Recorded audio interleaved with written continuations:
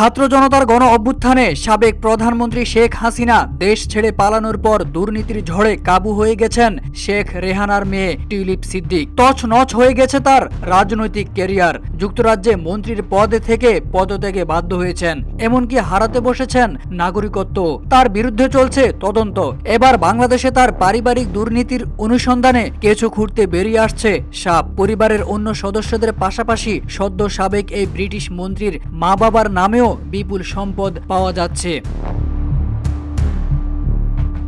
দুদকের অনুসন্ধানে খোঁজ মিলেছে গাজীপুরে ৩০ বিঘার বাগানবাড়িতে আছে বিশালাকার পুকুর, শান বাঁধানো ঘাট, অভিজাত ডুপ্লেক্স ও বাংলো। শুধু এই বাগানবাড়ি নয়, গাজীপুরে রেহানা পরিবারের বিপুল সম্পদের তথ্য পেয়েছে দুর্নীতি দমন কমিশন দুদক। গণমাধ্যম সূত্রে পাওয়া গেছে চাঞ্চল্যকর এসব তথ্য।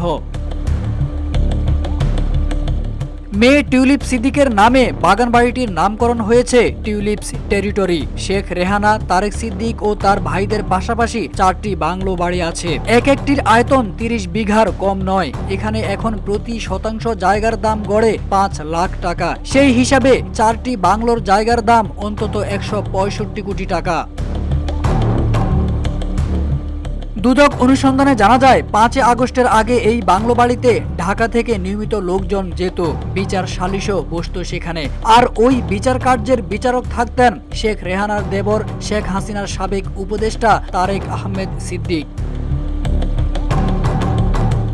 দুদকের কাছে তথ্য আছে ঢাকা ময়মনসিংহ মহাসড়কের পাশে 15 থেকে 16 বিঘার উপরে আরেকটি বাংলো আছে, যেটার মালিক শেখ রেহানা। প্রতি বছর শেখ রেহানা ও শেখ হাসিনা একান্তে সময় কাটাতে সেখানে যেতেন। সাবেক মুক্তিযুদ্ধ বিষয়ক মন্ত্রী আ.ক.ম মুজাম্মেল হক সহ স্থানীয় আওয়ামী লীগের নেতারা মাঝে মধ্যে সেখানে বৈঠক করতেন।